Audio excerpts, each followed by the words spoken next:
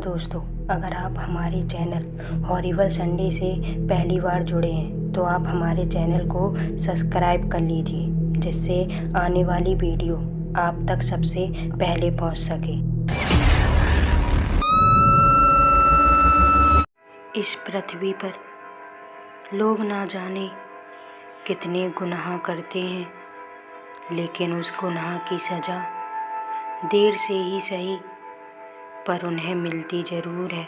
ये कहानी है आज से लगभग 5 साल पहले की। गांव में रहने वाली नीलम की शादी शहर में रहने वाले विक्रांत से हो गई थी।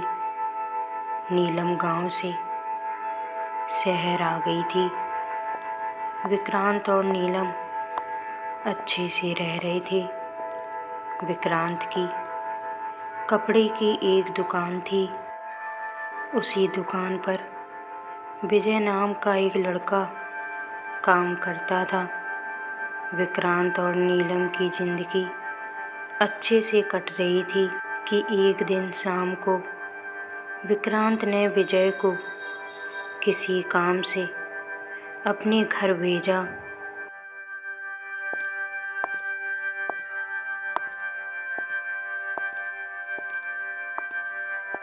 जब विजय विक्रांत के घर पहुंचा तो वो हैरान रह गया, क्योंकि उसके घर का दरवाज़ा पहले से ही खुला हुआ था, जबकि ऐसा कभी नहीं होता था।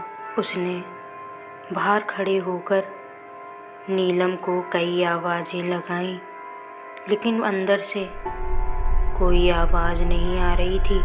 जब कई आवाज़ें लगाने के दौरान भी नीलम बाहर नहीं आई तो विजय घर के अंदर चला गया।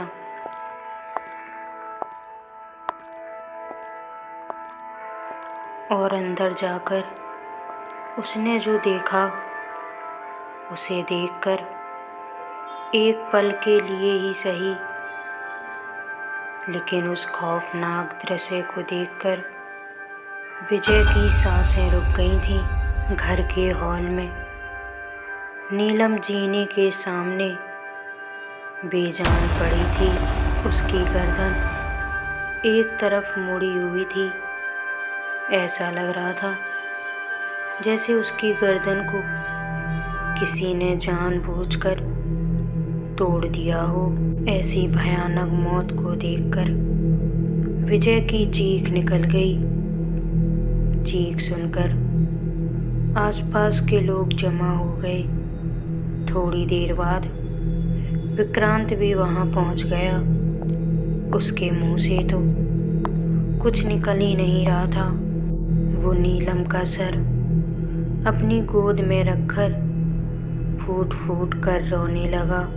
ऐसा लग रहा था जैसे विक्रांत की पूरी दुनिया ही उजड़ गई हो। सब हैरान थे कि आखिर नीलम के साथ हुआ क्या था।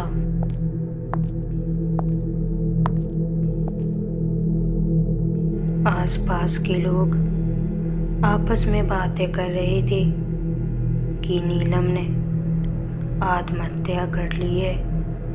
विक्रांत भी रो रो कर यही कह रहा था कि तुमने आत्महत्या क्यों की। जहाँ सब लोग नीलम की मौत को खुदकुशी बता रहे थे, वहीं नीलम की माँ ये बात मानने को राजी नहीं थी। उनका कहना था कि नीलम ने खुदकुशी नहीं की है, बल्कि उसे मारा गया है।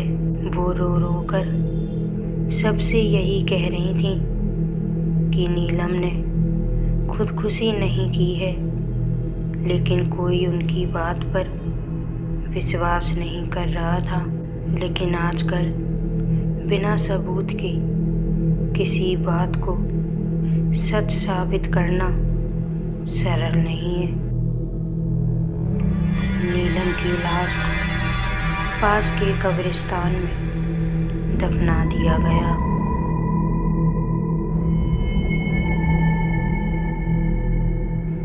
उसके 4-5 दिन बाद ही नीलम की माँ को कुछ अजीब सा महसूस होने लगा था। उन्हें हरदम अपने साथ किसी और के होने का एहसास होता था, लेकिन आसपास देखने पर उन्हें कहीं कोई नजर नहीं आता था।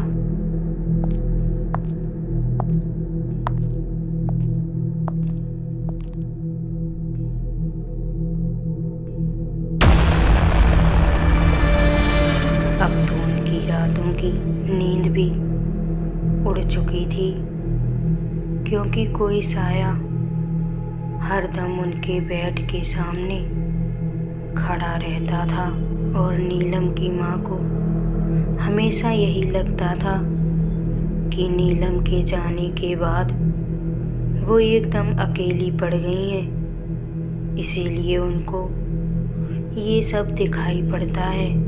कहते हैं जब किसी आत्मा की इच्छा अधूरी रह जाती है तो वो अपने करीबी इंसान को परेशान करती है, और यही नीलम की माँ के साथ हो रहा था। एक रात करीब 12 बज रहे होंगे। नीलम की माँ सोने की बहुत कोशिश कर रही थी, लेकिन नींद उनके आँखों से कोसों दूर हो चुकी थी कि अचानक उन्हें किसी की रोने की आवाज़ सुनाई दी।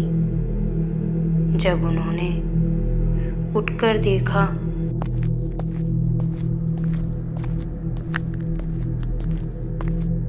तो उनके कमरे के एक कोने में एक काली परछाई बैठी थी, जो धीरे धीरे सिसकियां भर रही थी।